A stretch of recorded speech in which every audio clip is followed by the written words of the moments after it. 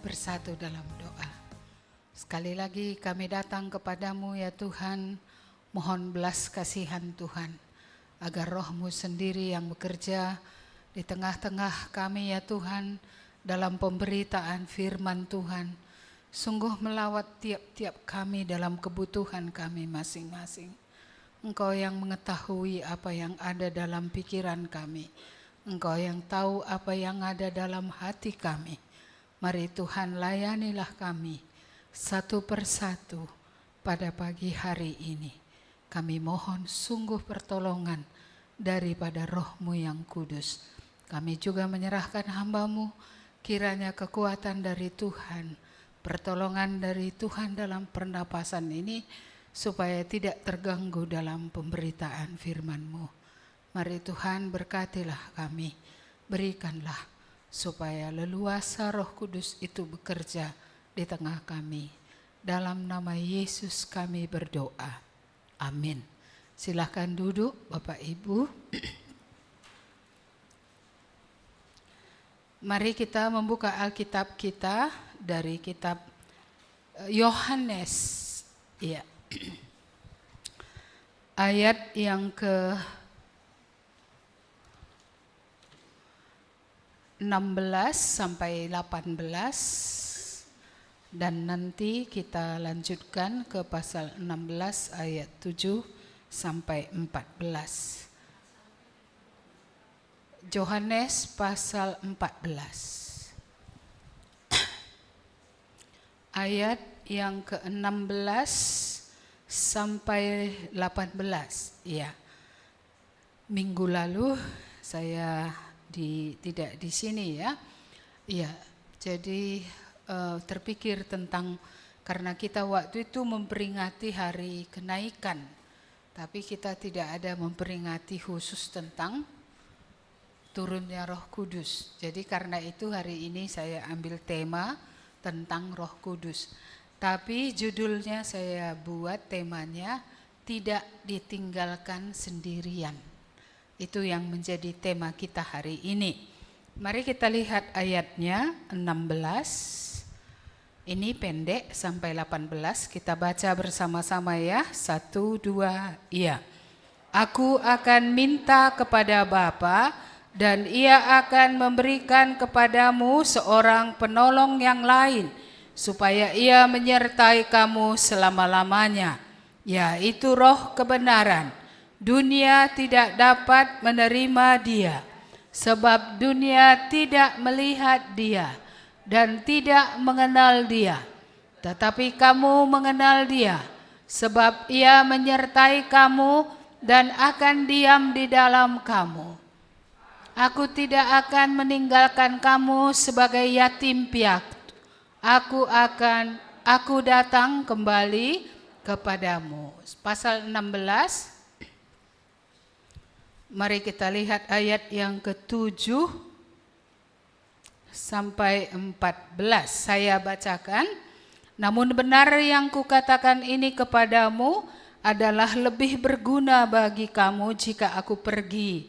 Sebab jikalau aku tidak pergi, penghibur itu tidak akan datang kepadamu.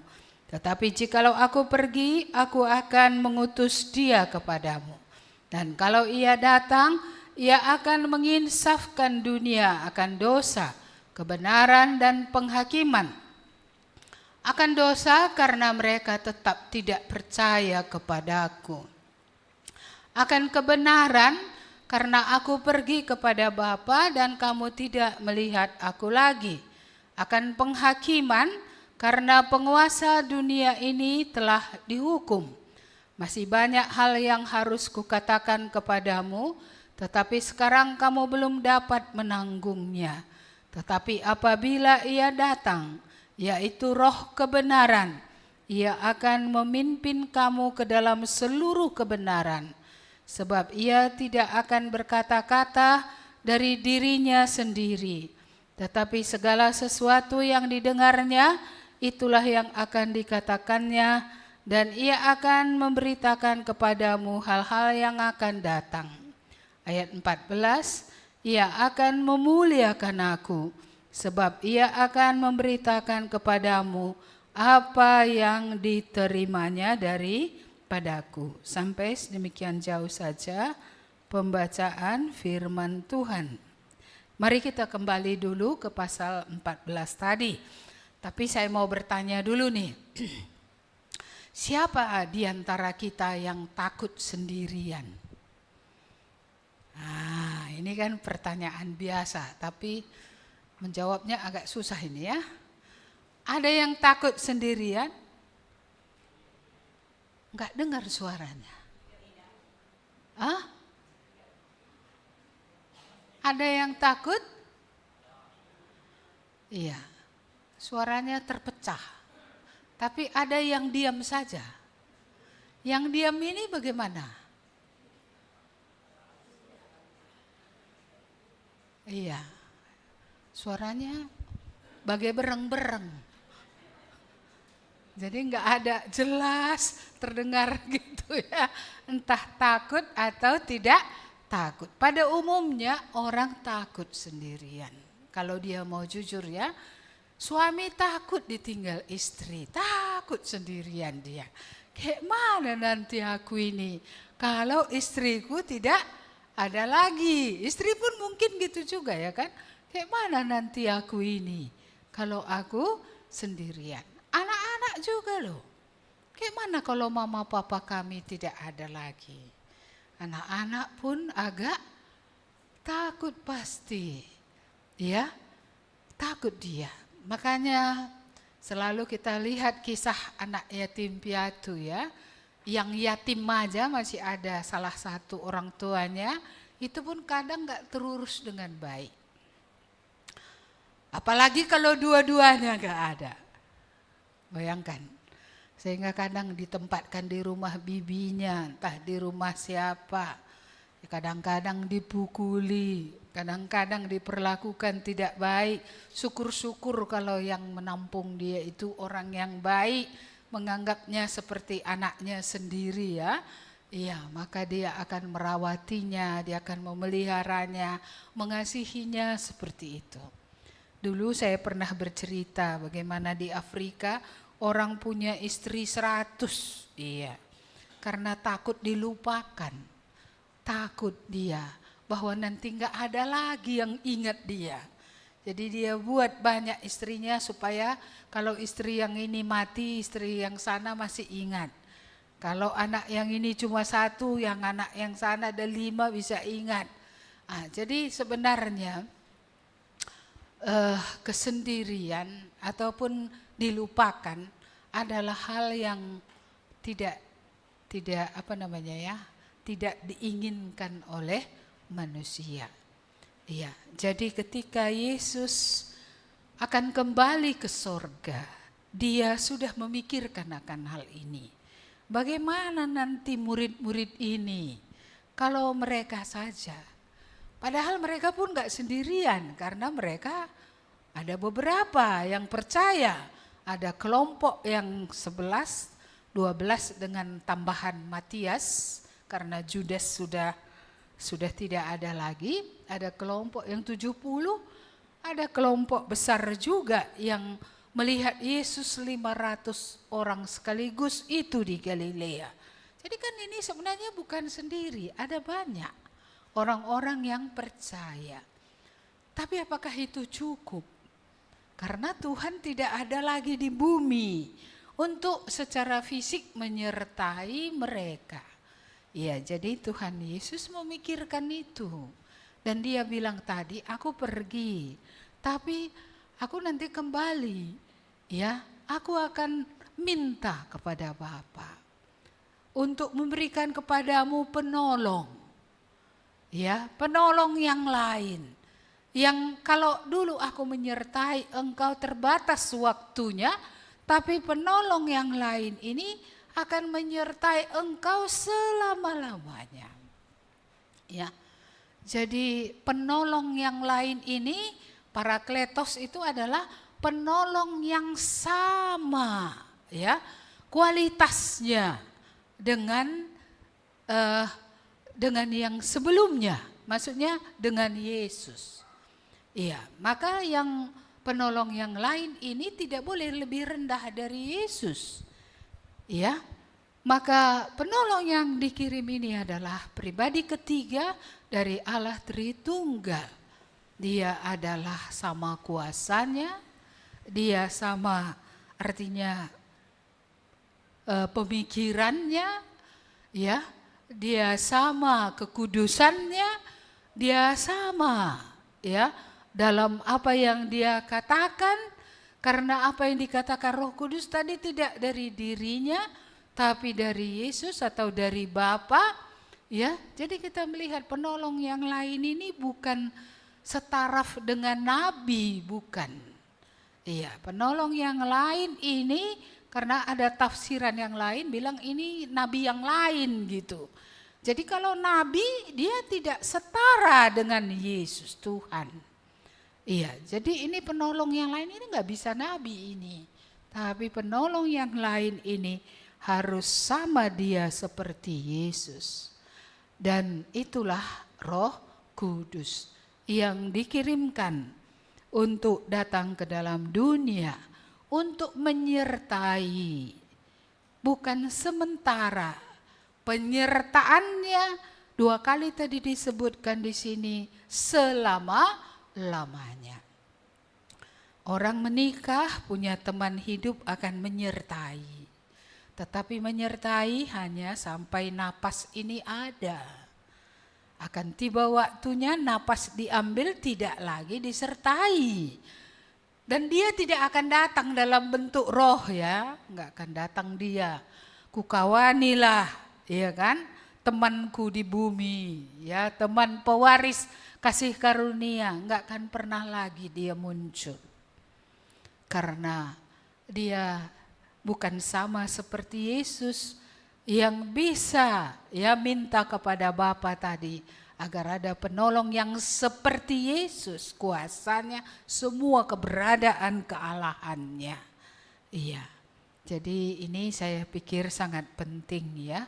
Iya, karena tidak akan lagi menyertai, tapi ada yang lebih daripada pasangan yang akan menyertai, bukan dalam jangka waktu tahunan.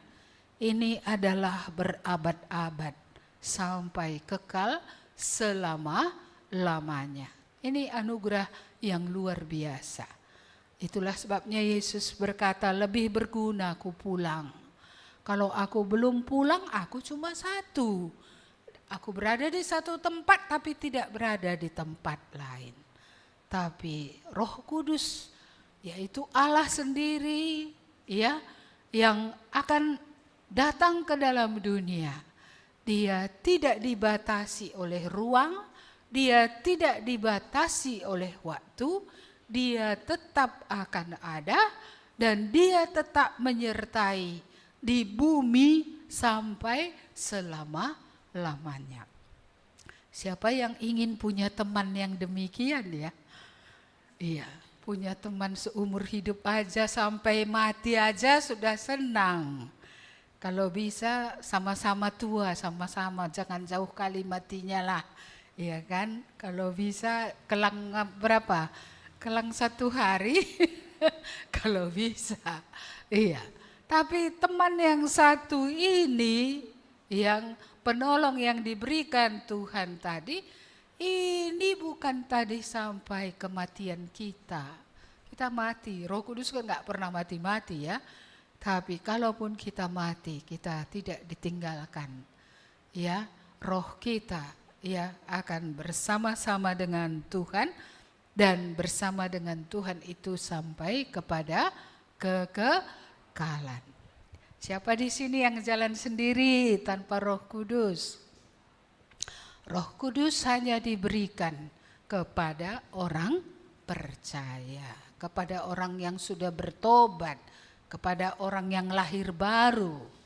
Tapi kalau orang yang belum bertobat, belum lahir baru, dia nggak punya Roh Kudus. Makanya dia selalu jalan sendirian. Di tengah orang ramai pun dia tetap sendirian. Dari mana datangnya rasa sepi di tengah orang banyak? Seharusnya kalau banyak orang kan gak ada sepi ya, happy. Tapi berapa banyak orang yang merasa sepi di tengah kerumunan, di tengah orang banyak. Pernah merasa sepi di tengah banyaknya orang yang ada di situ? Pernah pasti ya. Serasa tak ada yang memahami aku. Nobody understands me gitu ya. Gak mengerti dia aku. Kadang-kadang pasangan pun bisa gitu. Situnya pasangannya itu duduk. Tapi dia merasa, lah pernah angka anak aku gitu ya kan. Gak memahami aku gitu. Iya seperti itu ya. Iya. Saya tidak tahu apakah itu hanya perasaan perempuan. Suami tak memahami aku atau suami juga merasa yang sama. Istriku ini kami sudah selama ini bersama enggak pernah lah angkana aku pendeta katanya. Iya, enggak mengerti dia tentang aku. Keluarga pun bisanya gitu. Orang tua merasa enggak dipahami anak, anak pun merasa enggak dipahami oleh orang tua. Iya. Jadi mengapa jurangnya makin lebar-lebar ya kan? Roh Kudus kuncinya. Kalau Roh Kudus hadir, dia menyertai. Dan dia menyertai tadi sampai selama-lamanya. Ketika nobody understands, ketika tidak ada yang mengerti, Roh Kudus ngerti loh. Iya, Roh Kudus diberi nama Roh kebenaran ya. Dan dia juga diberi nama penghibur. Iya, dia memahami. Dia memahami setiap pikiran, dia memahami setiap duka, dia memahami setiap hati. Tidak ada yang tidak dipahaminya. Tapi Roh Kuduslah yang paling sering kita abaikan. Paling kita tidak ingat. Kita tidak peduli. Tidak pernah kita berkata, ya Roh Kudus tolonglah aku. Iya kan? Tidak pernah. Kita memang berseru kepada Allah Bapa, kita berseru kepada Tuhan Yesus, tapi jarang orang berbisik. Padahal Roh Kudus ada dekat di situ. Ya Roh Kudus tolonglah aku. Jarang ya? Iya, karena memang gak diajari kita berdoa kepada Roh Kudus ya kan. Tapi gak salah loh kalau kita berdoa, ya Allah Roh Kudus engkau ada di dalam aku. Aku gak ngerti ini. Berikan aku pengertian. Ya, beri. Karena dia tadi adalah roh kebenaran. Dia akan menyingkapkan hal yang tidak kita mengerti. Dia akan memberitahukan kepada kita seluruh kebenaran. Bahkan hal-hal yang akan datang. Yang belum terjadi pun. Roh Kudus bisa membukakannya. Menyingkapkannya kepada orang percaya. Iya, mari kita kembali ke nats utama tadi kita dulu. Yang pasal 14 ini ya, ayat yang 16 tadi. Ya, aku akan minta tadi kepada Bapa penolong yang lain yang menyertai selama-lamanya. Yaitu roh kebenaran. Dunia tidak dapat menerima dia. Sebab dunia tidak melihat dia. Dan tidak mengenal dia. Tetapi kamu siapa? Yang percaya tadi ya, mengenal dia. Sebab ia menyertai kamu dan ia akan diam di dalam kamu. Aku tidak akan meninggalkan kamu sebagai yatim piatu. Betapa baiknya Tuhan itu. Dia naik ke sorga, tapi dia tidak membiarkan orang percaya berjalan sendirian. Dia memberikan tadi Roh Kudus, roh penolong, roh penghibur, roh kebenaran. Ini satu pribadi saja, namanya saja yang banyak menunjukkan apa yang dia kerjakan. Ya, Roh Kudus inilah yang diberikan diam. Diam bukan tamu. Kalau tamu tidak diam tinggal di rumah, tamu datang pergi. Tapi yang diam itu di situ menetap bersama-sama selama-lamanya.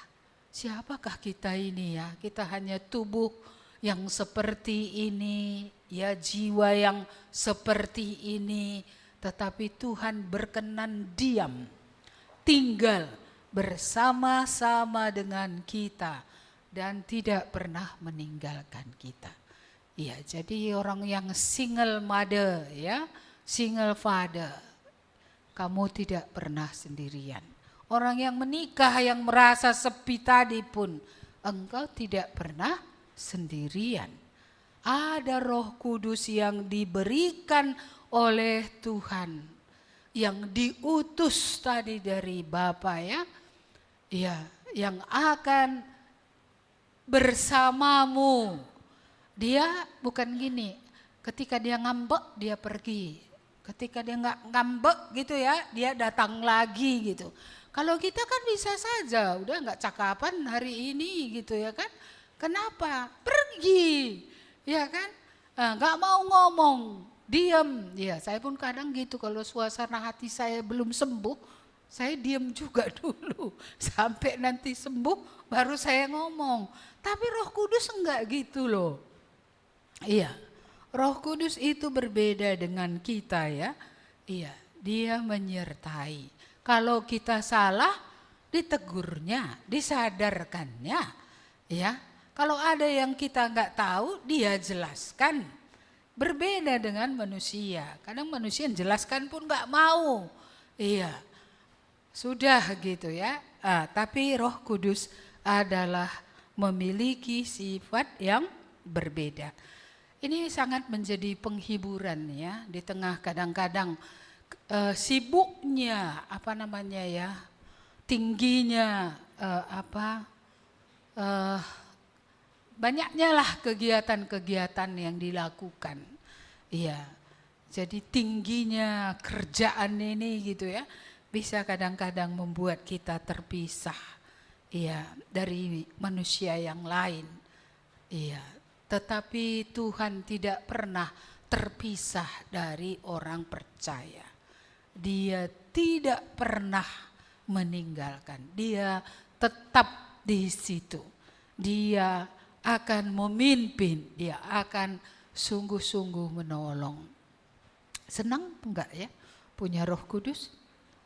Jadi kalau belum punya bertobat. Iya kan? Segera, jangan berlama-lama. Iya, karena berjalan sendiri itu sungguh tidak enak. Kadang mau pergi keluar, ayo ikut kawani aku. Kenapa minta kawani, pergi aja kan bisa. Ini tandanya kita membutuhkan seseorang. Tapi enggak ada seseorang yang kekal akan menyertai kita. Hanya satu yang kekal, yang akan menyertai orang percaya. Itulah Allah Roh Kudus. Iya. Dunia tadi tak bisa mengenal dia, enggak ada. Makanya kadang lihat orang percaya ini gitu kan, percaya kepada Allah, percaya kepada Roh Kudus. Mereka bingung. Ketika kita berbisik kepada Tuhan, mereka bingung. Karena mereka enggak lihat itu semua. Ini bukan sesuatu yang bisa dilihat oleh orang dunia, orang yang belum bertobat. Enggak bisa. Mereka enggak mengenal pribadi yang tidak kelihatan ini. Ya, mereka tidak mengenalnya. Maka mereka menolak. Iya. Tapi bagi yang sudah terbuka matanya, dia akan melihat ada pribadi yang diberikan oleh Tuhan yang menyertai kita. Jadi semakin kita sadari yang sudah bertobat ini, kita tidak sendirian. Sungguh itu menolong. Kadang kata Tuhan menyertai, kayak sesuatu yang biasa-biasa. Efeknya apa? Apa akibatnya kalau Tuhan menyertai? Kalau Tuhan hadir di situ? Apa efeknya? Apa dampaknya? Tentu ada dampaknya disertai dengan tidak disertai. Kalau kita disertai, kita sedih, dia bisa menghiburkan kita. Kalau tadi kita tidak tahu kebenaran, dia bisa mengajari kita akan kebenaran. Ya, kalau ada yang kita tidak mengerti, dia bisa memberikan kepada kita pengertian. Iya. Jadi saya tidak tahu apa sadar kita ya yang bertobat ini, Roh Kudus itu ada di situ gitu. Berapa banyak kita sadar? Berapa persen ya dalam waktu satu hari itu kita ingat ada Roh Kudus menyertai aku. Iya, saya rasa inilah bagian yang seolah-olah Tuhan sudah memberi Roh Kudus tapi kayak nggak nyata gitu ya, padahal nyata loh. Iya, mengapa ketika kita mau berbuat salah ada suara dalam hati kita? Itu kan nyata. Iya, mengapa ketika kita berbisik saja kepada Tuhan, hiburkanlah aku ya Tuhan, maka kita dihiburkan. Tuhan, aku nggak ngerti lagi ini, beri solusinya. Kita tidak melihat titik terang tadinya, tapi Tuhan membuat kita melihat ada titik terang. Iya, itulah pekerjaan Roh Kudus. Mari kita melihat ke pasal yang ke-16 tadi. Pasal 16 tadi. Iya, mari kita lihat ayat 8. Dan kalau ia datang, ia akan menginsafkan dunia akan dosa, kebenaran, dan penghakiman. Mari kita lihat satu-satu. Kalau Roh Kudus tadi datang, ia yang membuat orang sadar. Maka kalau orang gak sadar-sadar, berarti Roh Kudus belum menyadarkan, belum menginsafkan dia. Apa perlunya Roh Kudus membuat orang sadar, baik akan dosa, baik akan kebenaran, baik tentang penghakiman. Kita lihat tadi pada ayat 9 dikatakan, Roh Kudus menginsafkan akan dosa, karena mereka tetap tidak percaya kepadaku. Jadi kalau bukan karena Roh Kudus tidak bisa orang menjadi percaya. Iman lahir dari pendengaran akan firman Kristus. Iya, jadi ketika firman diberitakan, Roh Kudus bekerja. Tidak bisa kita dengan otak yang kecil ini mampu mencerna apa yang Tuhan katakan. Maka kadang saya berbelas kasihan nengok orang ya yang gak ngerti-ngerti kebenaran. Gak bisa masuk. Berarti pada orang ini dia masih mengandalkan pikirannya untuk mengerti kebenaran. Roh Kudus ya, tidak diterimanya apa yang Roh Kudus katakan. Padahal hanya Roh Kudus yang membuat kita bisa melihat dosa itu sebagai dosa. Kita selalu melihat dosa itu seperti itu sebuah kelemahan. Bukan pelanggaran, bukan sesuatu yang mengerikan, bukan sesuatu yang menjijikkan. Bahkan ada orang yang mengatakan ketika dia berzina, sekali katanya. Apa bedanya sekali sama 10 kali?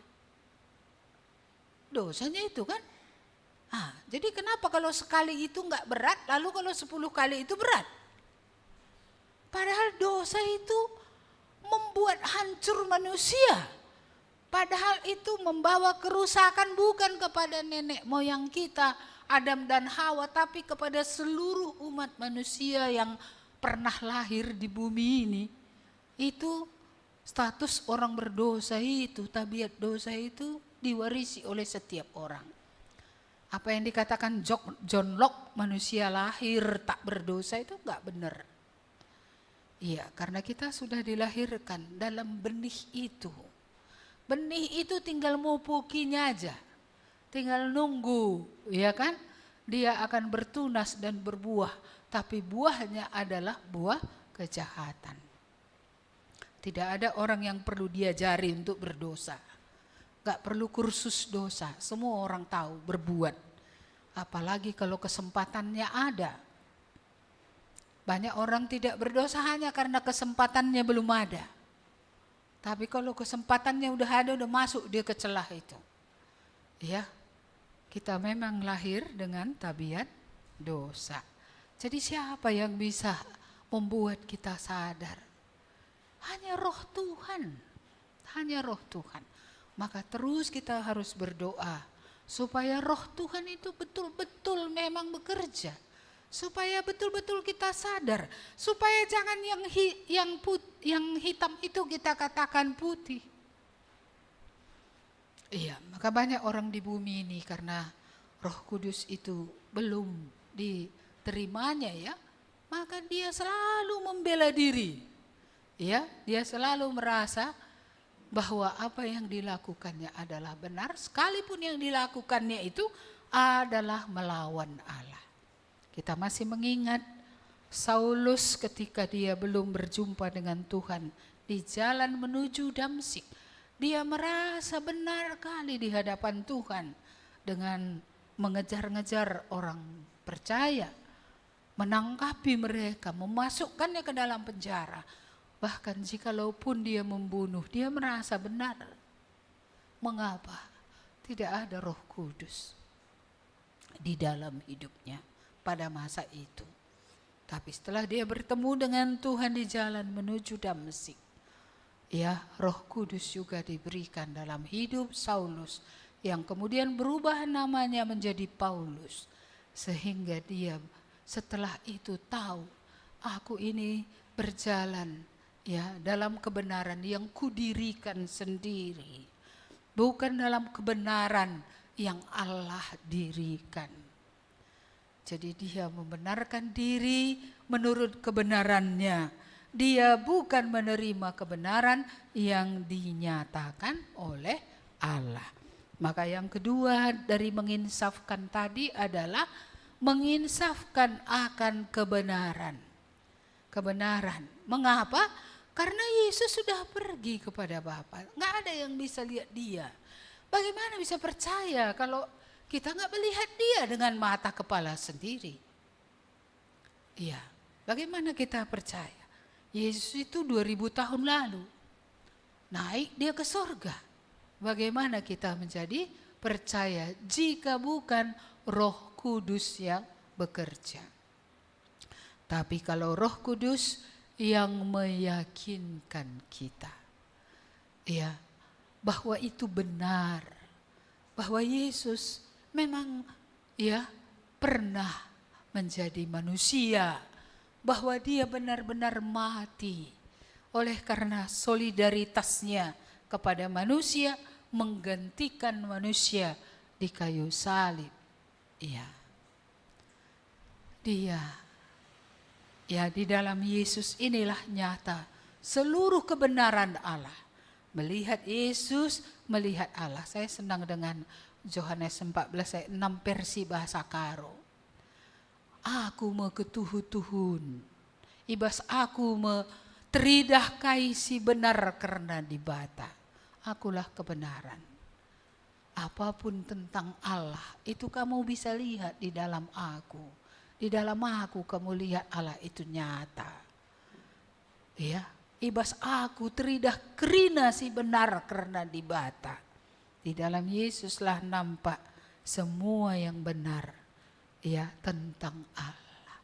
Jadi nggak mungkin salah. Jadi Roh Kudus membukakan rahasia ini kepada kita sehingga kita tidak sangsi. Saya menerima Tuhan setelah 1 kali saja mendengar firman Tuhan. Saya tidak di-PA-kan 10 kali atau berapa bulan atau bahkan setahun baru bisa jadi percaya. Saya sekali saja mendengar firman Tuhan dari 1 Yohanes pasal 3 itu ya, pasal 5. Iya. Maka sekali itu saja. Seperti terkuak. Inilah kebenaran itu. Yesus itulah rupanya Allah yang kelihatan. Pada detik itu juga saya percaya. 1 kali mendengar firman, saya percaya. Maka kadang bingung juga aku nengok orang. Udah sering belajar, gak percaya-percaya. Tapi disitulah saya melihat anugerah itu. Tuhan membuka jelas sekali bagiku. Gak ada Allah yang lain. Ya, gak ada. Hanya Yesus inilah menunjukkan siapa Allah itu. Ya, dari segalanya. Dari segala hidupnya, dari segala perkataannya, dari segala perbuatannya. Ya, dari semua itu terbukti siapa dia. Karena siapa yang seperti dia? Siapa yang bisa mengampuni dosa? Siapa yang bisa memperbaiki semua yang rusak? Bahkan tubuh yang sudah dikuburkan seperti Lazarus, siapa yang bisa mengembalikan ya tubuh yang sudah mengurai itu, yang sudah membusuk? Siapa yang bisa? Dan siapa yang bangkit dari antara orang mati? Nenek saya penyembah berhala tidak pernah bangkit dari antara orang mati. Tapi nabi-nabi pun tidak ada bangkit dari antara orang mati. Tapi Yesus bangkit. Satu kali itu saya cukup percaya. Gak pernah saya sanksi dari hari itu sampai hari ini. Iman yang pertama itu sampai hari ini tetap ada. Tidak ada Allah yang lain. Hanya Yesus. Tidak ada ya keselamatan yang lain. Tidak ada yang menjamin tentang pengampunan dosa, tentang surga, tentang pastinya nanti kita gak di kuburan itu terus dalam tubuh yang lama itu. Tapi akan ada tubuh kebangkitan di dalam dia. Semua yes, semua amin, semua pasti. Satu kali itu cukup membuat saya percaya. Dan saya yakin itu adalah pekerjaan Roh Kudus yang menyadarkan akan kebenaran. Iya, hanya Roh Kudus. Dan yang terakhir di sini dari menyadarkan akan penghakiman, karena penguasa dunia ini telah dihukum. Sebenarnya penguasa dunia yang asli adalah Tuhan. Penguasa dunia yang kemudian merasa dia berkuasa atas dunia adalah iblis. Mengapa? Karena kepada manusia diberikan kuasa untuk menaklukkan dunia. Dan ketika manusia itu dikalahkan oleh iblis, dia merasa menjadi penguasa dunia. Tetapi di sini dikatakan penguasa dunia itu sudah dihukum. Kapan dia dihukum? Iya, tentu ketika di kayu salib. Ketika dia defeat, dikalahkan. Ketika dia betul-betul dilucuti. Ketika tidak ada lagi kuasanya melawan Yesus. Tidak sanggup dia. Apapun dilakukannya, Yesus tetap pemenang. Dia tetap kalah. Mulai sebenarnya dari pencobaan di padang gurun sampai kepada kematiannya di kayu salib. Sebenarnya sekalipun iblis tidak pernah menang. Dia sudah dikalahkan. Dia sudah betul-betul dihukum. Cuma hukuman terakhir dibuang dia ke lautan api itu menunggu waktunya. Iya, jadi kita melihat di sini hanya Tuhan, hanya Roh Tuhan yang meyakinkan kita kalau penguasa dunia itu sudah dihukum. Ya, maka siapa yang bersama dia juga akan dihukum. Tapi siapa yang bersama-sama dengan Tuhan Yesus tidak akan menerima hukuman lagi. Baik di bumi, hukuman itu sudah diangkat karena sudah diampuni. Baik di kekekalan, tidak ada hukuman bagi orang yang di dalam Kristus Yesus. Jadi kalau gitu mengapa orang percaya menderita? Ya, orang percaya menderita karena didikan, bukan walaupun didikan seperti hukuman juga, tapi didikan untuk menuntun kepada pengudusan. Didikan untuk menyadarkan supaya jangan berjalan dalam jalan yang salah. Jadi ini fungsi daripada Roh Kudus tadi, bukan menyertai saja. Bukan menemani saja menjadikan kita tidak sendirian, tidak yatim piatu, bukan itu saja. Dia menuntun hidup ini. Dia tadi yang menyadarkan supaya jangan kita tidak percaya akan Tuhan itu, jangan kita tidak percaya akan perkataan Tuhan. Supaya kita memegang kebenaran, inilah kebenaran. Tidak ada yang lain. Hanya Yesus. Ya, hanya di dalam Yesus kita bisa mengenal Allah yang benar. Iya, lalu kita juga disadarkan tentang musuh. Musuh ini sudah keok. Musuh ini sudah dikalahkan. Maka tidak perlu orang yang berisi giginya ya, merasa takut untuk buka giginya yang ada isi itu. Iya, karena dulu dibilang kalau dibuka nanti mati. Iya, enggak mati. Bahkan kalau ada jimat-jimat yang dipegang, ndak dibenterkan kari sakit atau mati. Benterkan pun dibuang pun ke lubang WC itu enggaknya mati. Iya, kalau dia sungguh-sungguh sudah datang kepada Tuhan Yesus. Tidak ada kuasa gelap yang tidak dapat dimusnahkan. Tidak ada berhala yang tidak dapat dihancurkan. Karena sebenarnya kepala ular itu sudah remuk. Ya, kepala ular itu, si iblis itu sudah pecah kepalanya. Ya, dan yang menggeliat-geliat ini ekornya ya. Iya, tapi itu pun takut pula kalian. Iya, jangan takut, tinggalkan saja kegelapan itu. Hanya orang yang dalam gelap harus hidup dengan cara hidup yang gelap. Kalau orang benar akan diberkati ketika dia hidup benar. Tapi kalau kamu orang benar memakai cara hidup gelap, habislah berkat yang kepada Anda pun leong. Ya, saya ulang lagi. Hanya orang yang dalam gelap bisa hidup dengan cara-cara yang gelap. Dengan cara dosa, nipu, bohong, apa segala macam. Tapi kalau sudah kamu percaya, harus hidup kamu dengan jalan yang benar. Karena kalau di jalan yang benar itu kamu berjalan, Tuhan akan memberikan berkat. Iya, Tuhan tidak mungkin seperti batang tadi, tidak mungkin zat-zat yang ada di situ tidak mengalir ke ranting-ranting itu.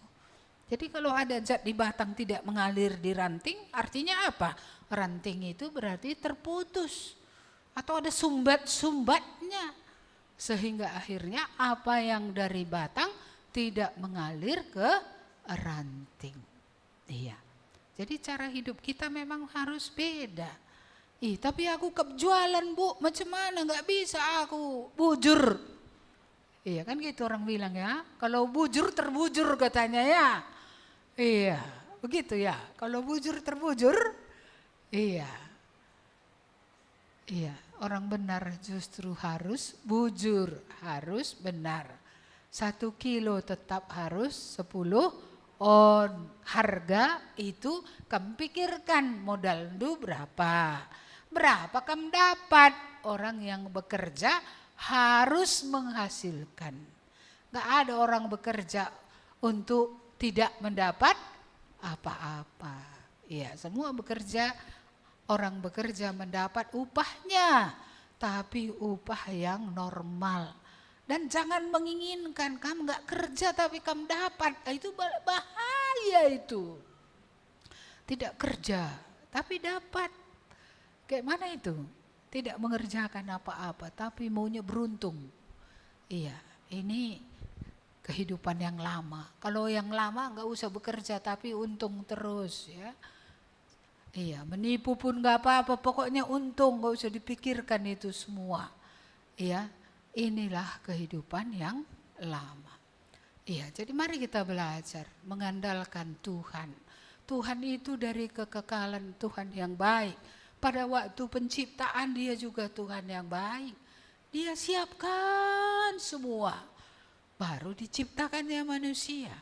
Tidak ada tidak disediakannya apa yang kurang. Allah itu Allah yang pemurah. Allah itu Allah pemberi berkat. Jadi bagaimana? Ada sumbat-sumbat apa yang membuat apa yang pada batang tidak mengalir kepada ranting? Bapak Ibu yang dikasihi Tuhan, mari kita kembali kepada ayat-ayat ini tadi. Masih ada 2 lagi yang perlu kita lihat. Ayat 13, waktu saya tinggal 5 menit karena tadi sudah lama baru diserahkan. Oke, ayat 13. Tetapi apabila ia datang, yaitu roh kebenaran, ia akan memimpin kamu ke dalam seluruh kebenaran. Seluruh ya. Sebab ia tidak akan berkata-kata dari dirinya sendiri, tetapi segala sesuatu yang didengarnya, itulah yang akan dikatakannya. Dan ia akan memberitakan kepadamu hal-hal yang akan datang. Yang saya mengerti di sini bahwa Tuhan tidak mungkin mengajarkan kepada kita apa yang salah ya. Iya, karena dia sendiri namanya pun roh kebenaran. Masa dibawanya kita kepada yang tidak benar? Karena namanya roh kebenaran, dia pasti mengajarkan kebenaran. Dan apa yang didengarnya itu dengarnya dari siapa? Dari Tuhan Yesus. Ya, apa yang didengarnya itu juga yang dikatakannya. Jadi apa yang dikatakannya pasti sama dengan yang dikatakan oleh Yesus. Gak mungkin beda. Ya, disinilah kita melihat bagaimana penolong yang lain tadi sama kualitasnya ya. Iya, dengan Tuhan Yesus. Kebenaran apa yang kita perlu tahu selain kebenaran Yesus itu ya menunjukkan Allah yang benar. Kebenaran apa? Tentang apapun. Iya, bahkan tadi dia akan memperlihatkan yang akan datang. Sebenarnya apa yang ke depan? Kadang-kadang kita perlu tahu juga loh, ini nanti apa ya, gimana ya gitu. Iya, itu siapa yang bisa membukakannya? Hanya Roh Kudus saja. Jadi dialah sumber hikmat, dia membuka rahasia, dia memberi kepada kita pengertian. Bahkan sebenarnya kalau kita baca seluruh Alkitab ini, apa yang terjadi hari ini bukan dirahasiakan. Dan apa yang terjadi pada waktu yang akan datang. Ya, baik sampai kepada kedatangan Tuhan, baik sesudah kedatangan Tuhan, tidak ada yang dirahasiakan. Allah itu luar biasa, bukan masa lalu aja dia ceritakan. Bagaimana dia mencipta, bagaimana kejatuhan, bagaimana usahanya untuk menyelamatkan, apa yang sedang dia kerjakan pada zaman ini, apa yang dia sedang kerjakan ke depan, bagaimana nanti dalam hidup yang kekal, walaupun bukan seluruhnya kali sudah dibukakan, tapi sebagian besar sudah dibukakan. Maka Alkitab ini adalah buku yang sangat berguna karena Allah sudah menyatakan semuanya. Iya, karena itu bacalah supaya kita tahu, bukan saja di masa lalu, kini, tapi kita akan tahu apa yang akan datang. Bahkan dalam masalah-masalah hidup kita ini pun sebenarnya, ya Tuhan yang bisa membukakan kepada kita, sehingga kita mengerti apa yang harus dilakukan. Dan yang terakhir, ayat yang ke-14. Mari baca bersama-sama, 1, 2, ya. Ia akan memuliakan aku, sebab ia akan memberitakan kepadamu apa yang diterimanya dari. Jadi Roh Kudus ada untuk apa? Iya, memuliakan Yesus. Jadi mengetahui roh itu benar atau tidak, pengujiannya itu ya. Apakah roh ini ya mengutuk Yesus, mengaibkan Yesus, menjelekkan Yesus, menentang Yesus, ataukah roh ini memuliakan Yesus? Roh Kudus itu memuliakan Yesus. Maka orang yang didiami oleh Roh Kudus juga tidak akan menghina Yesus. Dia tidak akan melawan Yesus. Tidak akan mengata-ngatai Yesus, mengutuk Yesus. Tetapi oleh Roh Kudus itu orang itu akan memuliakan Yesus. Kalau orang kerasukan saya langsung lihat di situ. Ini roh apa? Roh ini memuliakan Yesus atau melawan? Kalau melawan pasti roh setan, bukan roh Tuhan. Iya. Manusia juga begitu melihatnya. Dia berpihak kepada Tuhan atau tidak? Kalau dia lalap dia menyalahkan Tuhan. Roh apa yang ada sama dia itu? Karena Roh Kudus memuliakan Yesus. Jadi kalau ada orang, aku orang percaya, katanya. Ini sih katanya kan gitu ya kan. Tapi dia tidak memuliakan Yesus. Itu berarti bukan Roh Kudus. Roh apa itu? Kegelapan, roh setan. Atau roh siapa lagi yang ada? Emang ada berapa roh di bumi? Kan hanya 2 ya. Roh Kudus sama roh kegelapan, roh setan. Jadi roh yang mana yang ada? Jadi kalau kamu udah bertobat lalu ada hati rindu berontak sama Tuhan, itu apa yang terjadi? Apa bisa dirasuk setan lagi kamu? Firman Tuhan berkata orang yang sudah menerima Roh Kudus, didiami oleh Roh Kudus itu roh Allah, itu Allah sendiri, nggak mungkin masuk setan di tempat di mana Allah ada. Jadi kenapa aku sudah bertobat tapi kok ada hatiku melawan? Berarti jarum suntiknya masuk ini. Bukan dirasuk.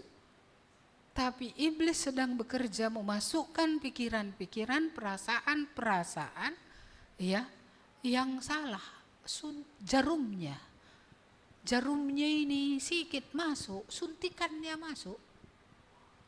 Mengapa bisa suntikannya masuk? Mengapa? Tidak berjaga-jaga. Iya, suntikannya masuk sehingga memang di batin dapat salah. Aku pernah dulu gitu loh. Perhati-hati kali Tuhan ini.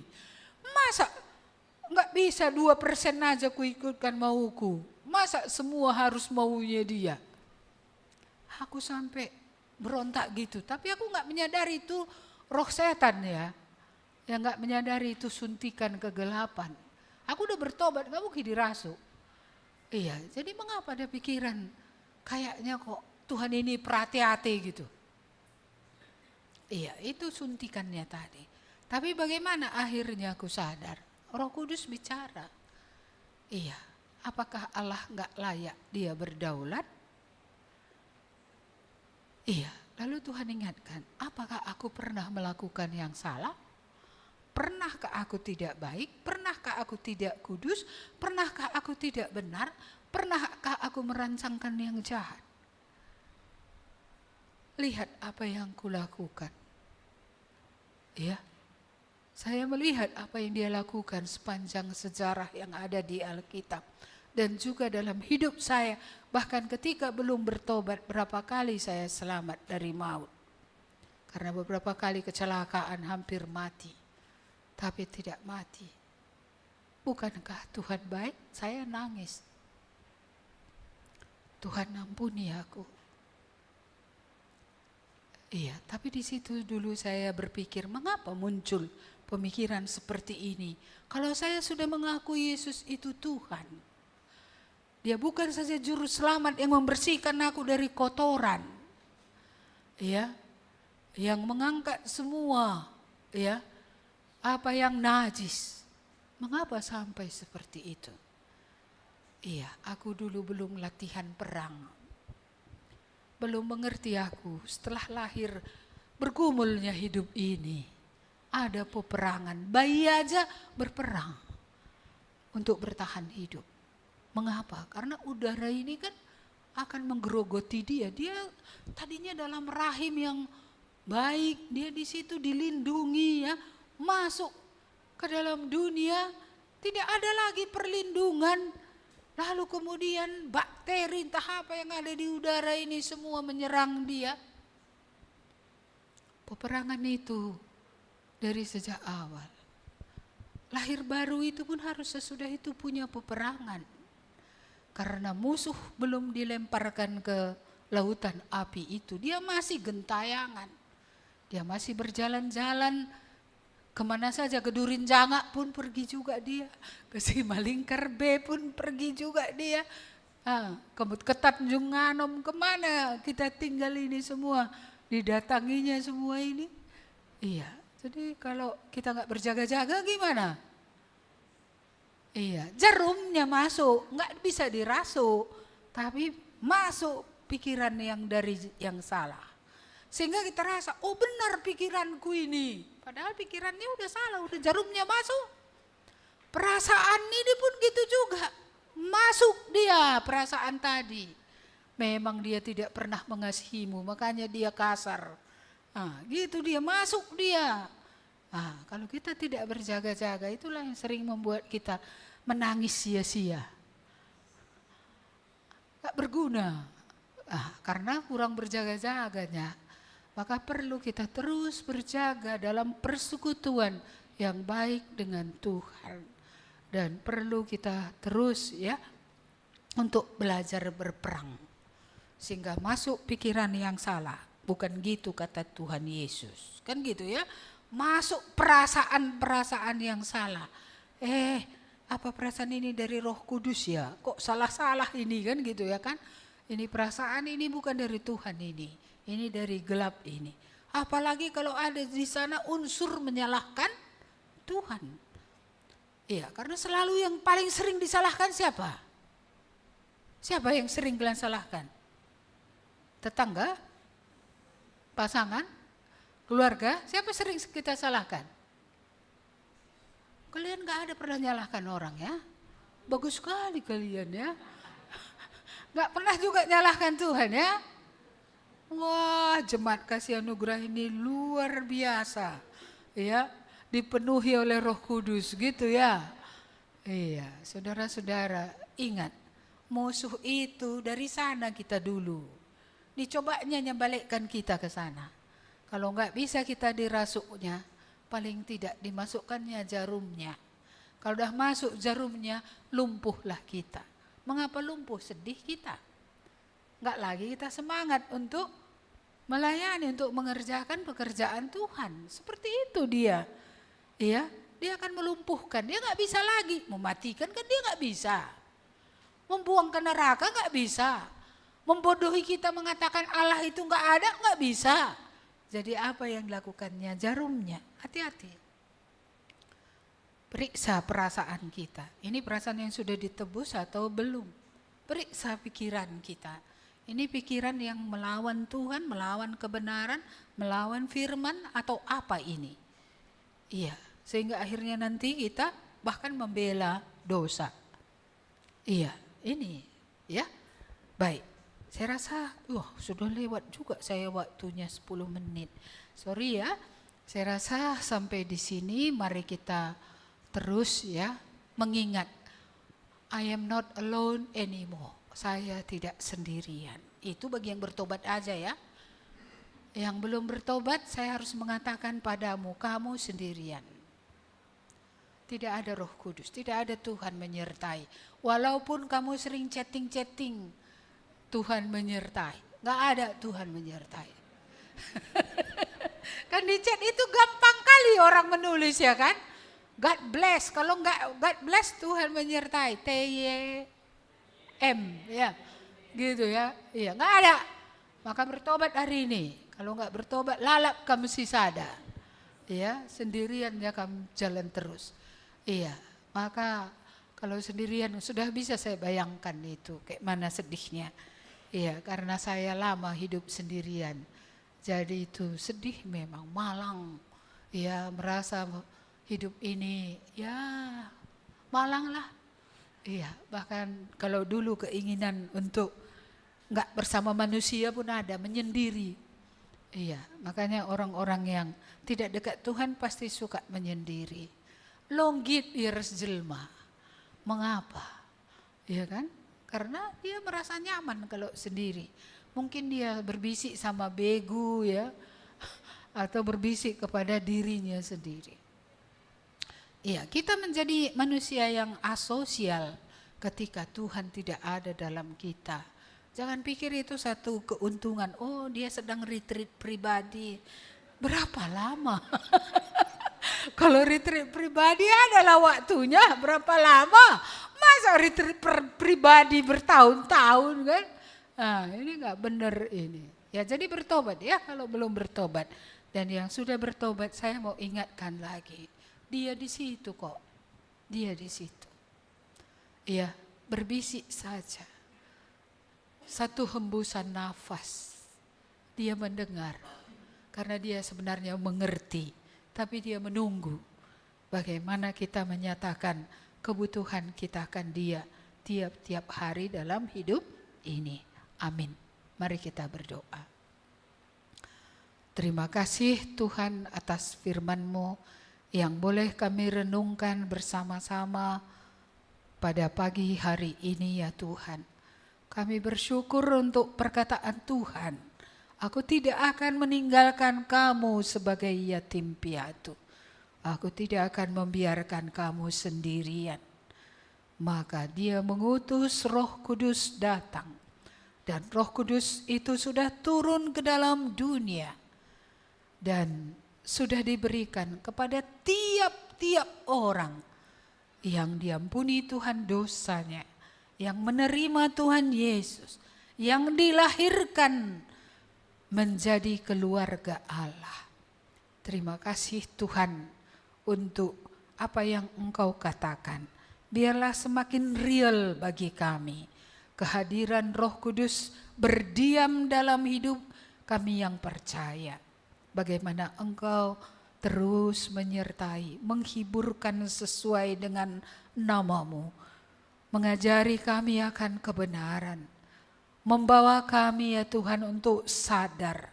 Sehingga kami sungguh tidak percaya kepada Allah, tapi kami percaya. Bahkan kami ya Tuhan sudah mengerti dengan jelas dan menerima, mengakui dengan iman bahwa di dalam Yesuslah seluruh kebenaran Allah itu nyata. Dan dengan menerima Yesus kami menerima Allah, menerima keselamatan, menerima pengampunan, menerima pembaharuan, bahkan menerima kekekalan. Terima kasih Tuhan. Biarlah Roh-Mu yang terus bekerja di dalam kami supaya kami tidak takut menghadapi musuh itu. Kami bisa mengalahkannya karena sebenarnya musuh itu telah dihukum. Musuh itu telah dikalahkan, kepalanya telah diremukkan dan jaminan kemenangan sudah ada bagi orang yang di dalam Tuhan Yesus. Terima kasih Tuhan bahwa Engkau terus mengajari kami akan kebenaran, membukakan rahasia-rahasia kebenaran yang mau Tuhan ungkapkan. Juga Tuhan memberitahu hal-hal yang akan datang, hikmat dalam menghadapi masalah yang kami hadapi.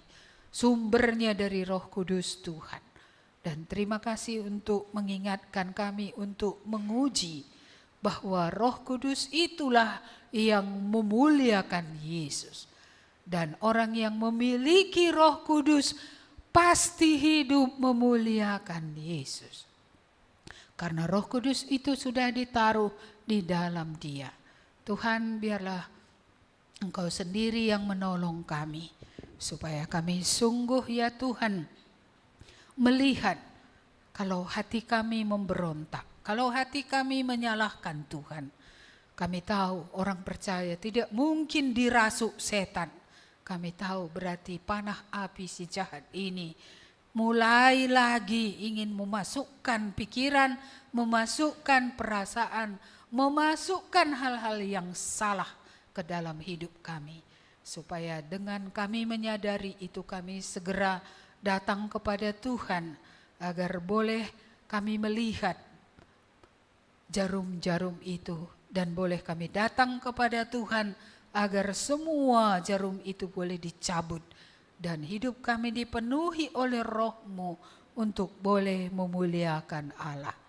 Terima kasih Bapa, berkatilah tiap-tiap kami di sini, kami yang sedang dalam pertempuran rohani ini, supaya sungguh kami menyadarinya dan kami boleh melekat kepada Tuhan, karena tanpa Engkau Tuhan kami akan dikalahkan, tetapi bersama Engkau kami lebih menjadi pemenang. Terima kasih Bapa, kiranya Engkaulah berbicara kepada tiap-tiap kami. Jikalau ada kami yang merasa sendiri, jikalau ada di antara kami yang benar-benar merasa tidak dimengerti oleh siapapun, supaya akhirnya kami mengerti bahwa Engkau menyertai tiap orang percaya. Dan Engkau ya Tuhan tidak pernah mengabaikan. Engkau ya Tuhan memahami Engkau menghiburkan, Engkau memeluk kami, Engkau mengasihi kami sampai kepada kekekalan. Terima kasih Tuhan, kami syukur memiliki Allah seperti Engkau yang sungguh-sungguh luar biasa baiknya bagi hidup kami. Jemaat, pulanglah, bersandarlah kepada Tuhan dalam pertempuran rohani ini. Biarlah engkau terus bergantung kepada Tuhan dan firman-Nya. Terimalah janji Tuhan bahwa Ia yang telah memanggil kamu akan mengokohkan kamu, sehingga kamu menjadi kuat di dalam Tuhan dan kamu akan beroleh kemenangan. Mulai dari hari kamu berserah penuh kepada Tuhan sampai seterusnya Tuhan Yesus datang kembali. Amin. Kepada Allah beri puji. Kepada Allah beri puji, semua makhluk di bumi.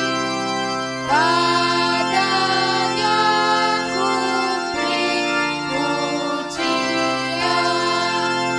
Bapa, Anak, dan Roh Suci. Amin. Amin. Selamat hari Minggu, Tuhan memberkati.